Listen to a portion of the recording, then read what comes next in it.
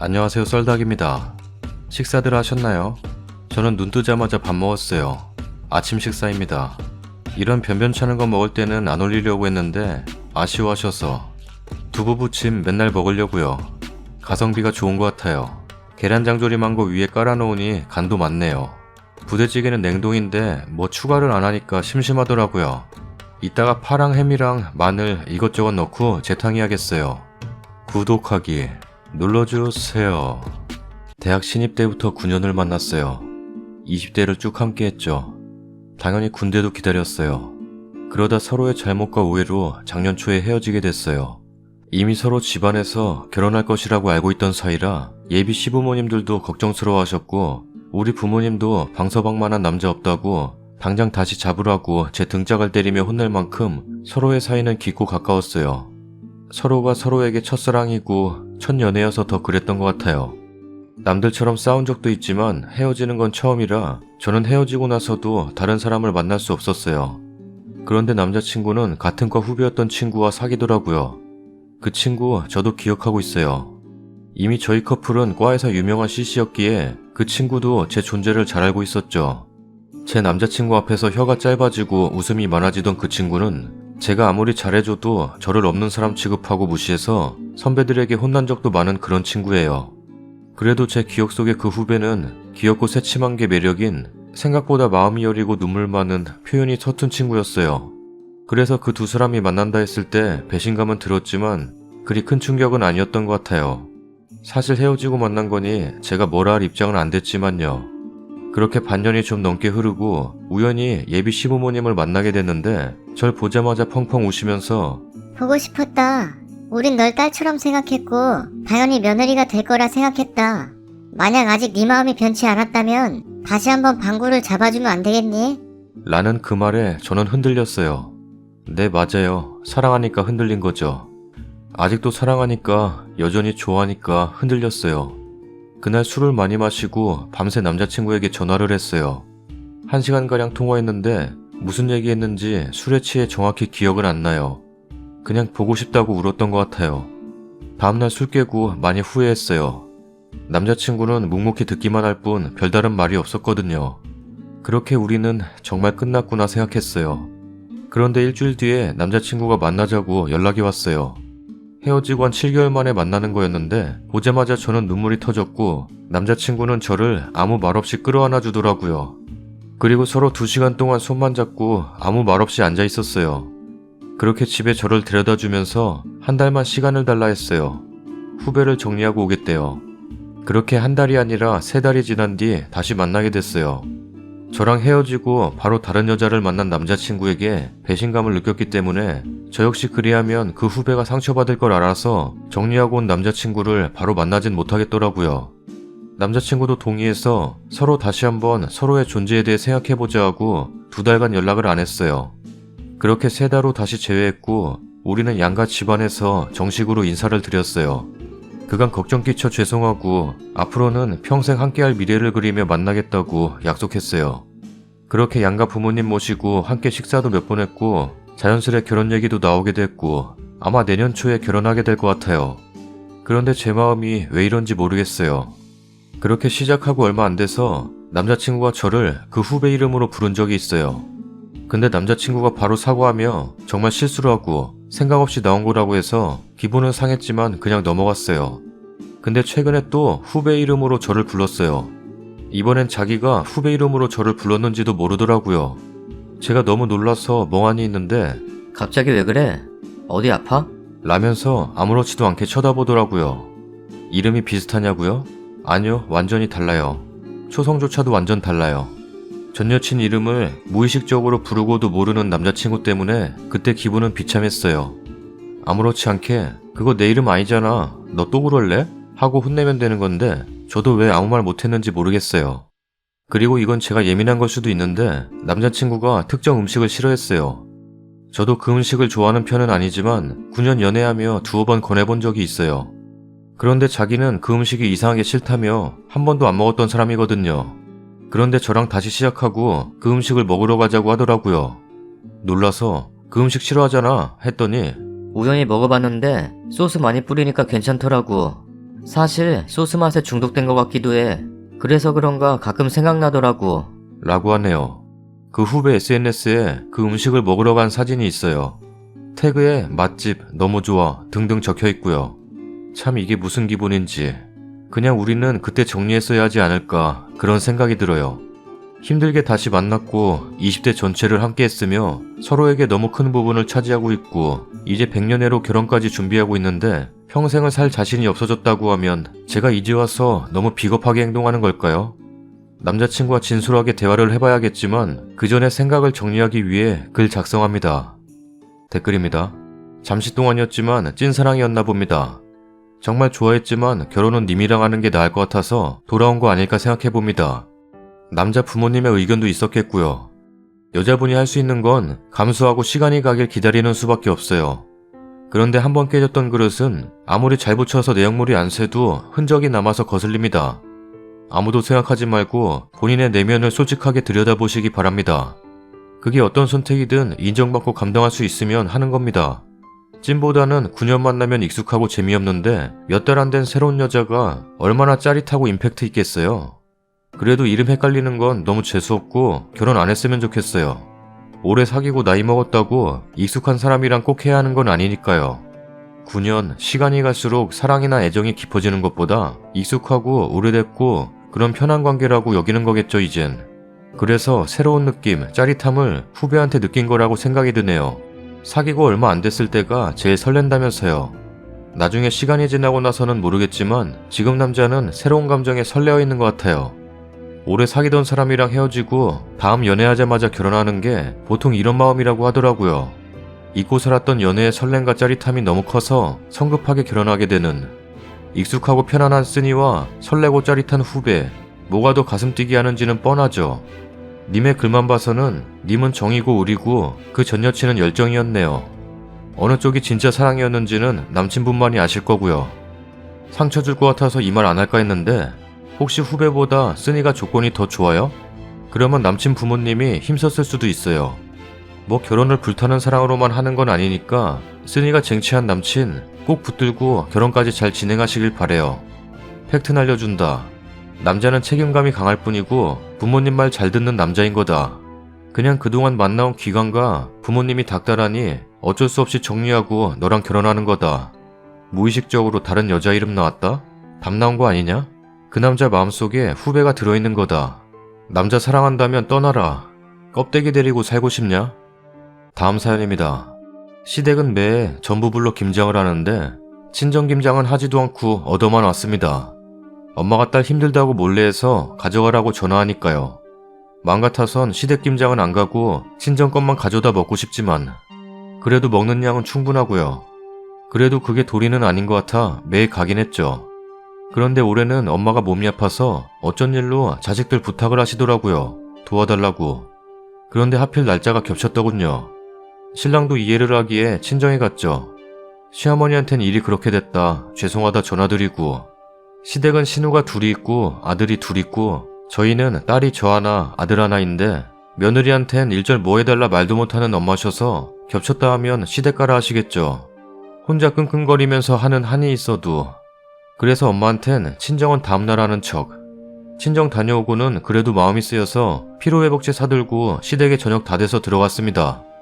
투명인간 취급이더군요. 신우들 사람이 옆에 서 있어도 쳐다도 안 보고 자기들끼리만 말하고.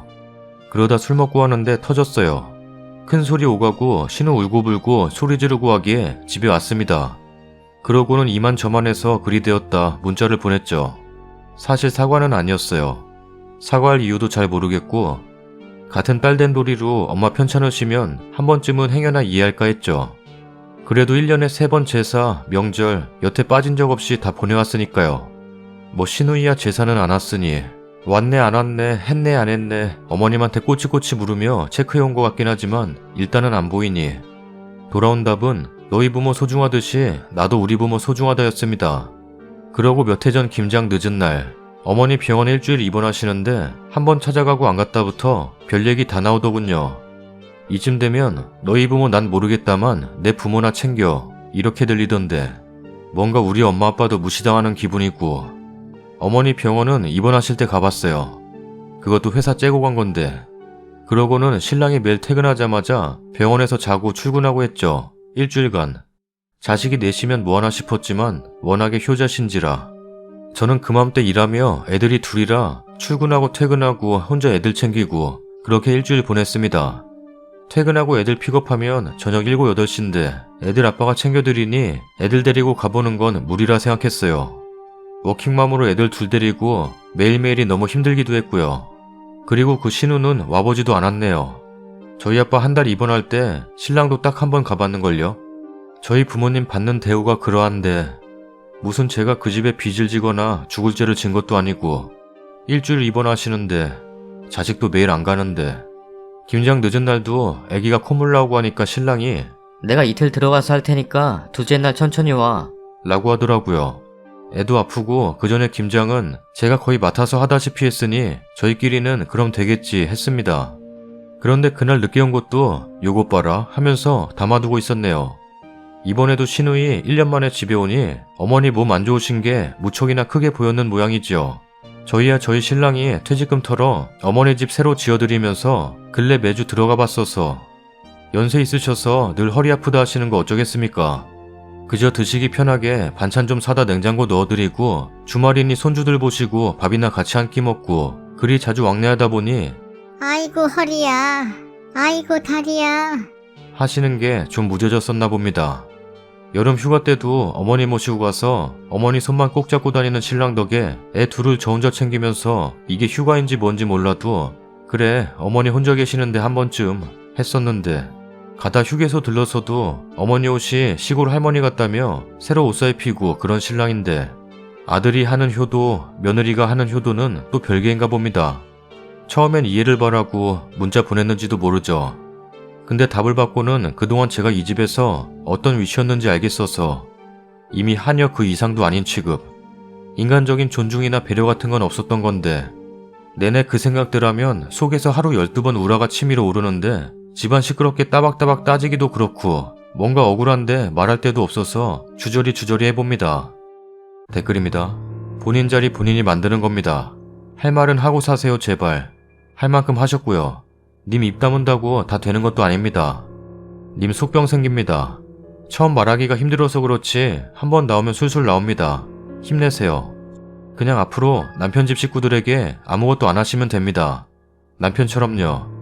신우이가 또 발광하면 되돌려주세요. 너 네 부모 소중하듯이 나는 내 부모 소중하다고.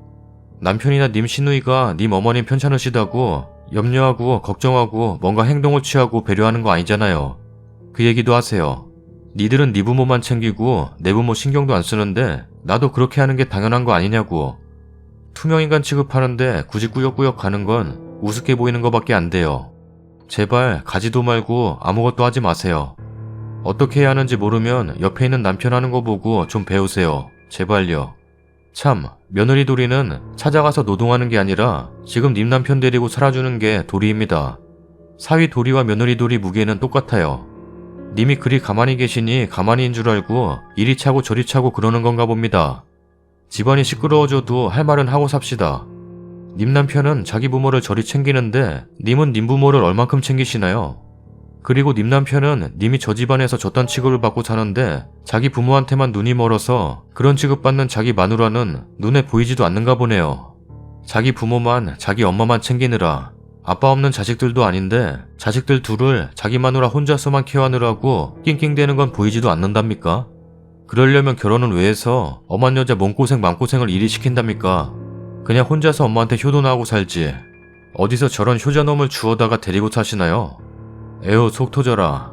님, 저 집안의 가장 문제는 신우도 시어머니도 아니고 님 남편 같아요. 저딴 것들 중재도 못하고 지네 부모만 부모인지 자기 앞날은 생각도 안하고 퇴직금까지 털어서 효도하는 님 남편. 앞으로 그 어떤 일도 가서 해주지 마요. 님은 그냥 님 부모한테 효도하세요. 각자 효도 셀프 하시고 전업도 아니고 맞벌이신데 왜 시댁에 그렇게 올인을 하시는지 이해 불가네요. 남편이 그렇게 좋으신가? 속상할 것 같기는 하지만 이해는 안 되네요. 자식들 많은데 님까지 김장을 굳이 왜 매해 가셨는지, 친정 김장 갔다가 뭐하러 시가를 또 갔는지, 갔는데 다들 무시하면 그 자리에서 나오고 한동안 연락을 끊으셨어야죠.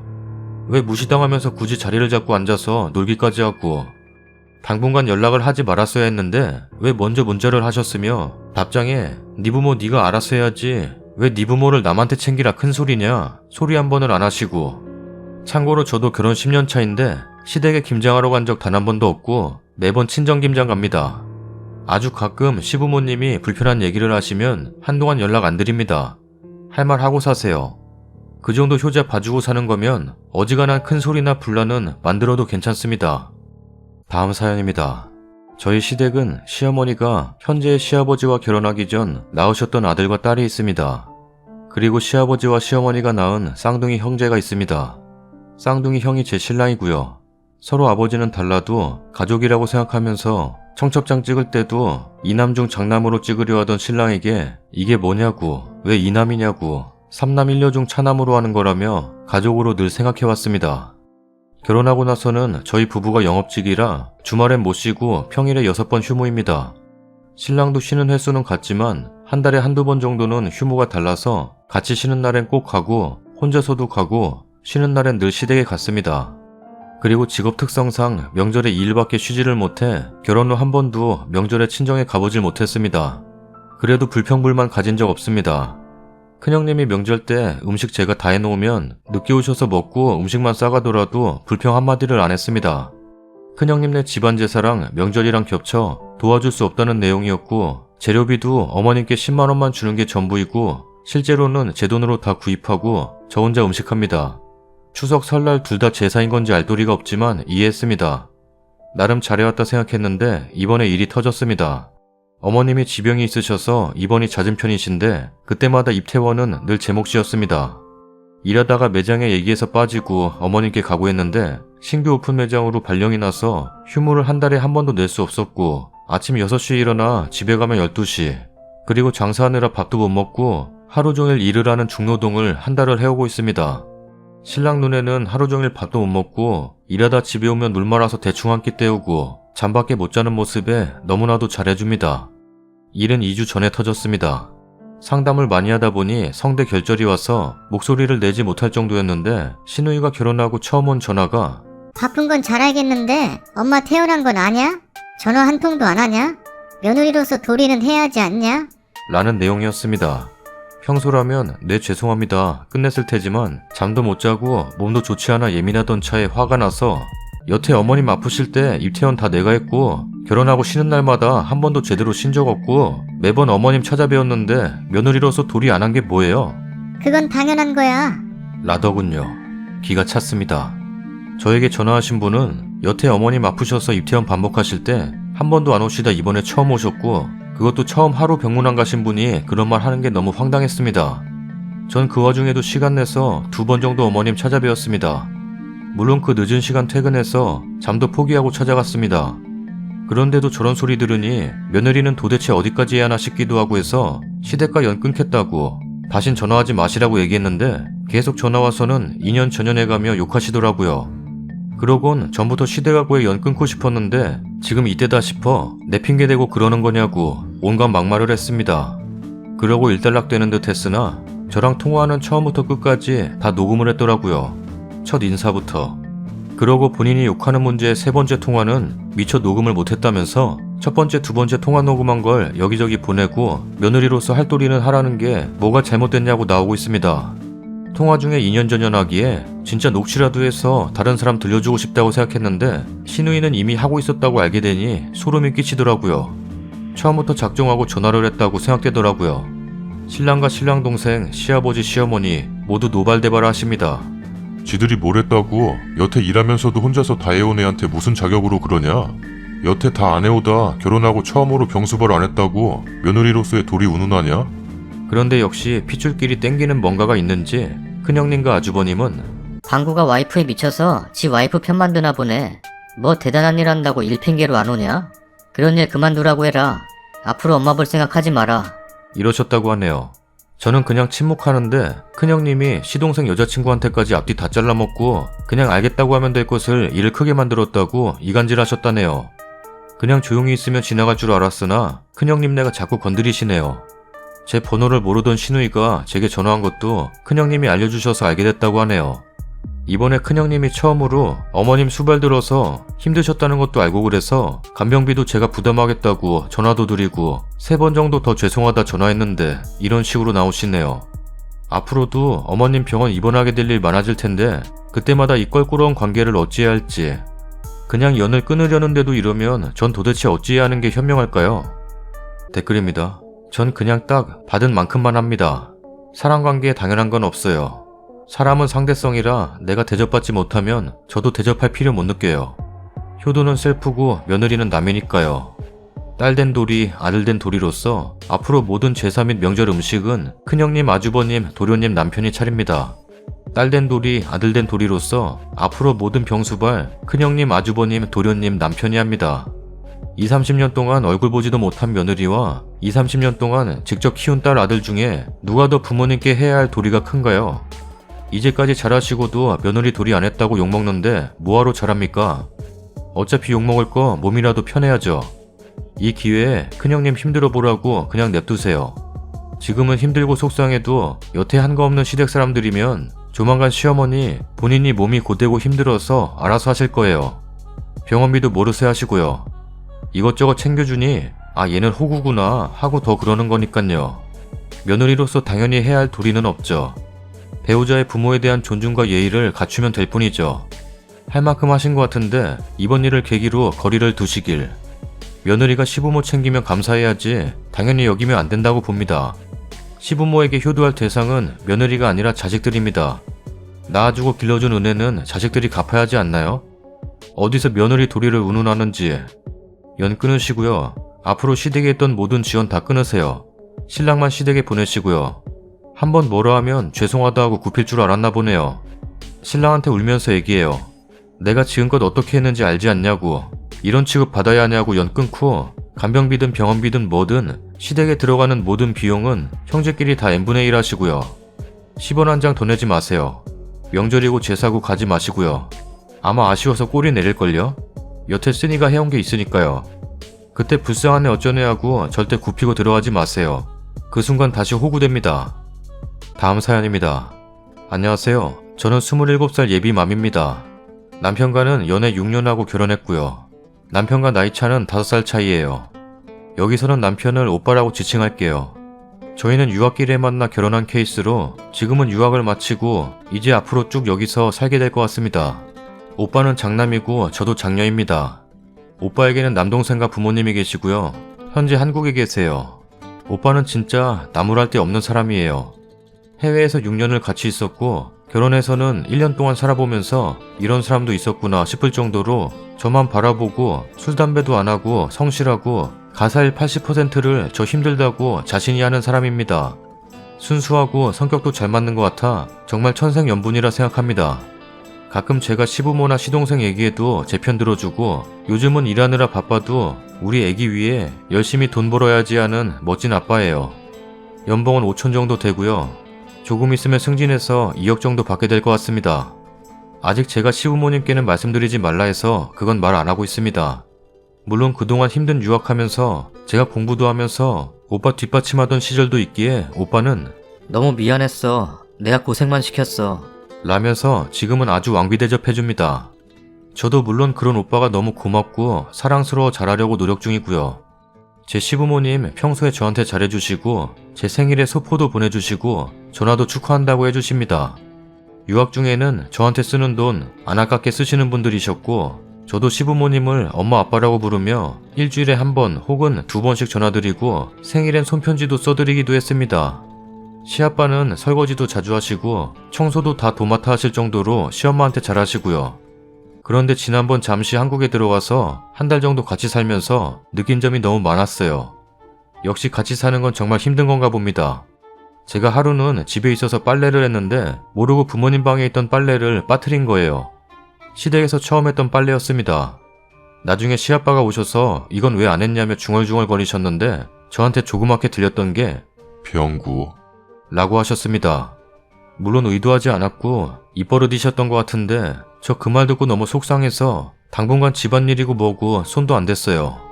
그 후로는 한 번도 그런 일이 없었지만 평소 다정다감하시던 시아빠가 그러시니 저도 모르게 뒤로 점점 물러나게 되더라고요. 그러면서도 저희한테 꼭 같이 살자고 하시고 그러면서 제가 무슨 대답하나 반응 즐기시는 게 너무 싫습니다. 게다가 맨날 저한테 오빠 자랑만 하십니다. 자기가 낳았지만 정말 대단하고 좋은 사람이라고. 저도 압니다. 저희 오빠 정말 멋진 사람이에요. 근데 그걸 직접 시아빠한테 들으니까 짜증이 납니다. 저희 시엄마는 반찬도 꼬박꼬박 챙겨주시고 저희 유학 시절에도 장사하시면서 김치 꼬박 보내주신 분이십니다. 근데 가끔씩 저한테 유학 시절 중에 빨리 결혼해서 애 낳아라. 애 낳으면 천기저귀 써야 한다. 라는 둥. 그 빨래 누가 다 합니까? 두 분 다 간섭을 너무 많이 하십니다. 정말. 가관은 제 시동생인데요. 이제 나이 30에 전문대 졸업하고 3년 동안 편입시험 공부해서 덩국대 지방 캠퍼스 경제학과 갔습니다. 집안에서는 취직 잘할 거라며 경사 났다고 하고 저는 별로 공감이 안 갑니다. 제 시동생 저를 진짜 우습게 봅니다. 맨날 시부모랑 저 사이 이간질 시키고 제가 나이가 어리다고 무시합니다. 시부모가 저한테 잘해주면 왜 그러냐고 맨날 대들고 지 여자친구랑 저를 맨날 비교합니다. 제 시동생 여자친구가 좀 시부모 마음에 안 드신지 저한테 말씀하시더라고요. 그 여자 성형 미인인데 얼굴로만 먹고 사는 여자입니다. 처음에 사귄 것도 얼굴 때문이라는데 정말 할 말 없더군요. 암튼 그 여자 때문에 집안 난리 나고 시부모가 절 더 좋아할수록 시동생이 저한테 거는 시비는 하늘을 찔러갔습니다. 저만 사이에서 피 보고. 그래도 오빠가 있었기에 버틸 수 있었죠. 저한테 신발이라는 욕도 하는데 진짜 다시는 얼굴 보고 싶지 않더라고요. 정말 정도 떨어지고 사람이 이렇게 무식한가 하는 생각도 들고 증오감도 들더군요. 저희 부모님한테도 욕 안 듣고 산 사람입니다. 오빠도 정말 저 행복하게 만들어주는 사람이고요. 단 한 가지 진짜 시댁이랑 엮이기가 너무 싫습니다. 제가 이기적인 건가요? 오빠는 해외에 나와 있으니까 괜찮아. 우리만 행복하게 살자. 라고 말해주는데 왠지 불안감이 없지 않아 있어요. 언젠가는 시부모도 모시고 살아야 되는 건가요? 오빠 잘 된다고 시동생이 손 벌리면 차마 무시할 수도 없겠죠? 진짜 오빠를 믿지만 오빠가 또 좋은 사람이기에 시댁에 저도 잘해야 하는데 제가 아직 나이에 비해 성숙하지 않은 건지 해외에 오래 살아서 이미 여기 문화에 익숙해진 탓인지 저 상황들이 잘 받아들여지지 않네요. 저만 보면 시비 거는 시동생은 정말 피하고 싶고 그 시동생 여자친구분은 보고 싶지 않아요. 오빠랑 그 여자분 만났는데 처음 하는 말이 저 어때요? 였다네요. 다 뜯어고친 얼굴로 저렇게 당당해지는 게 너무 무섭네요. 저는 처음 보는 사람한테 그런 말 못할 것 같은데. 댓글입니다. 예비 맘이라면서요. 자꾸 이 생각 저 생각하면 태아에게 영향이 가요. 나쁜 생각하지 마시고 좋은 생각만 하세요. 아무것도 생각하지 마시고요. 님과 뱃속의 아기, 더불어 남편 이렇게만 생각하세요. 시동생 시부모 일은 나중 일입니다. 그렇게 스트레스 계속 받아 아기가 안 좋게 됐을 때는 그 누구도 원망할 수 없어요. 아기와 님 가족만 생각하세요. 중요한 건 무조건 남편분은 글쓰님 편으로 100% 만드셔야 합니다. 그것만 명심하시면 시댁에서 무슨 일이 생기든 평생 행복하실 거예요. 임신 중이니까 절대 좋은 생각만 하시고요. 그 어떤 악조건에서도 남편의 사랑과 관심과 배려가 있다면 결혼 생활 유지할 수 있습니다. 제가 보장합니다. 결혼은 집안끼리 하는 거예요. 남편분이 확실히 말하면 아버지가 개판이든 동생이 개판이든 상관없지만 가족인데 아주 내몰 사람은 못 되실 거고 어느 정도 님이 감수하고 살아야 합니다. 이래서 결혼 전에 잘 알아봐야 하는 겁니다. 저도 꼬장꼬장한 시어머니 잔소리 때문에 미쳐버릴 것 같지만요. 아기 문제나 살림 문제로 잔소리하는 건 그럴 수 있다 치지만 왜 싱겁게 먹냐? 머리 좀 잘라라. 라고 하실 땐 왜 저러나 싶죠. 신랑이 잘못해도 다 내 탓하시고 나한테 잔소리하시고 출산하고 첫 명절이었는데 신랑 앞에선 며느리 엄청 챙기는 척 하시면서 신랑만 없었다 하면 나한테 잔소리 엄청 늘어놓으시고 노파심이라고 하기엔 지나칠 정도로. 아무튼 결론은 시어머님은 정말 꼴보기 싫지만 그럴 때마다 신랑이 다 보듬어 주니까 신랑 보고 참게 됩니다. 저도 그래요. 저는 아주 숨이 턱턱 막혀요. 시부모님하고 같이 사는데 신랑 앞에서만 저 사랑하네 어쩌네 딸처럼 생각하네 그러시다가 신랑 없으면 완전 집 밖에도 못 나가게 하고 두 분 고혈압 있으셔서 반찬 싱겁게 하면 맹탕이네 맹탕. 이러면서 한 젓가락도 안 드시고 신랑도 저 챙겨주는 게 한계가 있는지 요즘은 둘 다 짜증내고 미치겠어요. 시부모님만 아니면 둘이 싸울 일도 없는데 하루 종일 시부모님한테 스트레스 받은 거 어디 풀 데도 없고 신랑은 님한테 잘하고 그 정도면 시부모님도 잘해주시는 편이네요. 예비맘이라 하시니 애기 때문에 조금 예민해지신 것 같아요. 사람이 다 마음에 들 순 없는 거예요. 사람은 누구나 장단점이 있습니다. 한없이 좋을 수만은 없겠죠. 어른들이 하시는 말은 들을 건 듣고 흘릴 건 흘리세요. 제가 처음에 시부모님께 인사하러 갔을 땐 시어머님은 매의 눈으로 절 스캔하시고 한번 웃어주시지도 않으셨어요. 상견례 때는 본인 아들 칭찬하는 저희 부모님께 맞장구를 치시며 끝내 제가 좋다 이쁘다 한마디 안 하셨죠. 처음엔 섭섭하고 고민도 많이 했는데 결혼해서 사는 지금은 뭘 더 챙겨주시려고 하고 일부러 전화도 잘 안 하세요. 지금도 100% 너무 좋으시다 그런 건 아니지만 잘해주십니다.